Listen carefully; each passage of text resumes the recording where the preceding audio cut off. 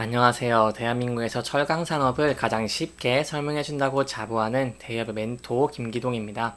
자, 오늘은 박스권을 형성을 하면서 이 주가가 좀 정체되어 있는 모습을 보여주고 있는 경남 스틸에 대해서 저희가 어떠한 대응 전략을 짜는 것이 좋을지, 그리고 현재 업황과 현황은 어떤지, 이런 부분들을 제가 영상 속에서 자세하게 풀어보도록 할 테니까요. 딱 5분만 집중한다고 생각하시고 지켜봐 주시면 정말 감사하겠습니다. 이번 시간은 일단 경남스틸의 실적이 나왔기 때문에 이 실적을 간단하게 알아보는 시간을 가져보도록 하고요. 그 이후에 현재 철강 업황 같은 경우를 좀 지켜보면서 향후 경남스틸이 좀 어떠한 실적을 낼 수 있을지, 이런 부분들도 간단하게 알아보도록 하겠습니다. 그리고 마지막으로 경남스틸 같은 경우 현재 박스권을 형성하는 모습을 보여주면서 주가가 정체된 모습을 보여주고 있기 때문에 여기에 대해서 저희가 어떠한 대응 전략을 짜는 게 좋을지까지 이렇게 이번 시간엔 이런 순서로 하나하나 중요한 내용들을 풀어가 보도록 할 테니까요. 제 영상 계속해서 지켜봐 주시면서 구독과 좋아요 한 번씩만 눌러주시면 정말 감사하겠습니다. 이 설명을 드리기 앞서서 경남스틸에 대해 제가 간단하게 설명을 드리면요. 경남스틸은 이 포스코의 가공센터입니다.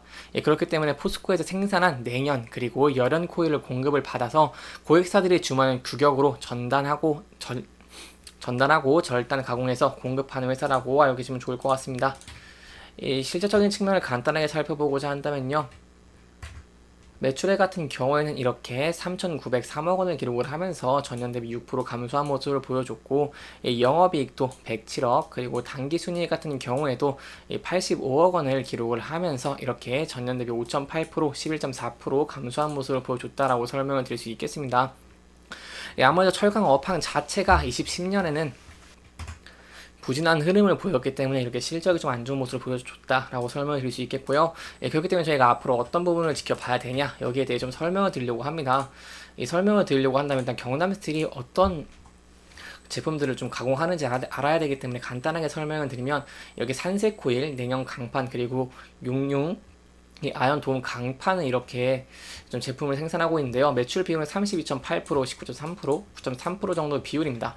제가 보시면 여기 파란색으로 자동차 부품이라고 좀 써놨는데 이렇게 표시를 해놨습니다. 그렇기 때문에 이번 시간에 이런 자동차, 철강 업황으로 자동차 현황이 어떨지 이런 부분들을 좀 간단하게 보도록 하고요. 그 이후에는 다른 내용들도 제가 또 자세하게 설명해 드리도록 하겠습니다.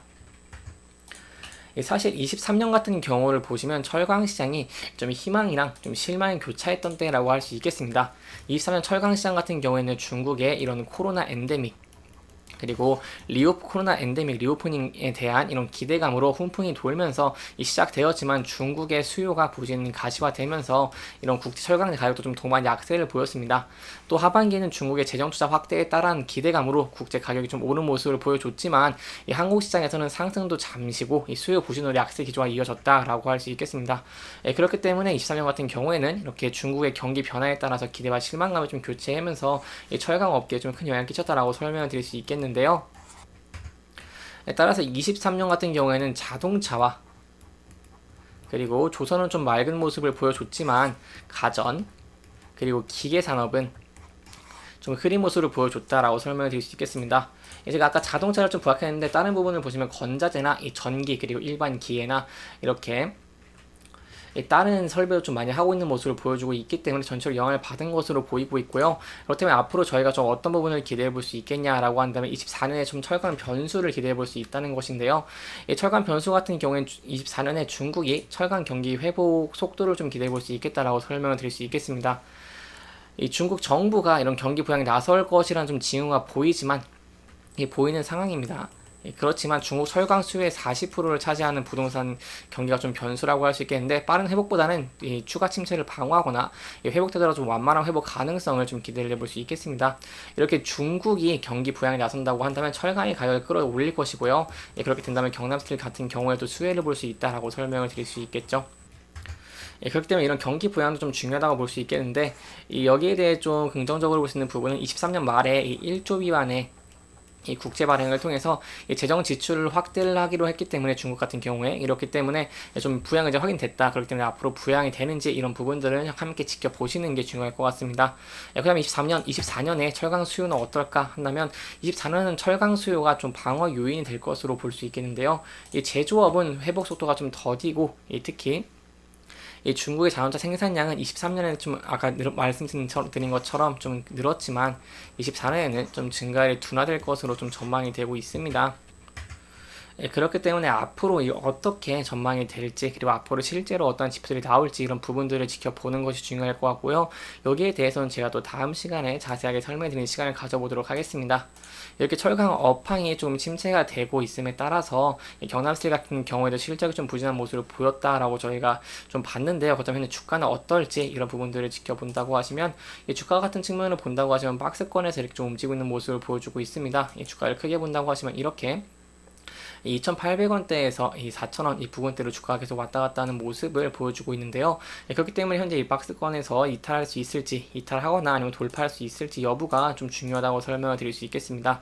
따라서 이 부분에서 만약에 주가가 이렇게 이탈을 하면서 2,800원대까지 하락을 하게 된다면 이 부분에서 지지를 받는지, 그리고 지지를 받는다고 한다면 다시 상승하는 것을 기대를 해볼 수 있겠고요. 지지를 받지 못하고 이탈하게 된다고 한다면 이 하락 추세를 이어갈 가능성이 높아지는 것이기 때문에 여기에 대해서는 좀 신중하게 접근을 하시는 게 중요할 것 같습니다.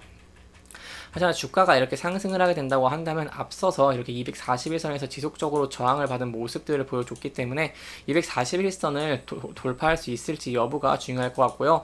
241선을 돌파하게 된다고 한다면 저희가 이 박스권 상단인 3,300원대 이 부근대를 돌파할 수 있을지 함께 지켜보시는 게 중요할 것 같습니다. 이렇게 이번 영상은 이런 경남스틸의 이런 실적적인 부분, 그리고 이런 철강 업황에 대한 전체적인 흐름들을 조금 짚어보면서 진행했고요. 해당 영상은 개인적인 의견이 많이 들어갔기 때문에 투자자분들의 주관적인 생각과 해당 내용을 토대로 현명한 선택을 하시면 좋을 것 같습니다. 영상 잘 보셨다면 좋아요와 구독 부탁드리고요.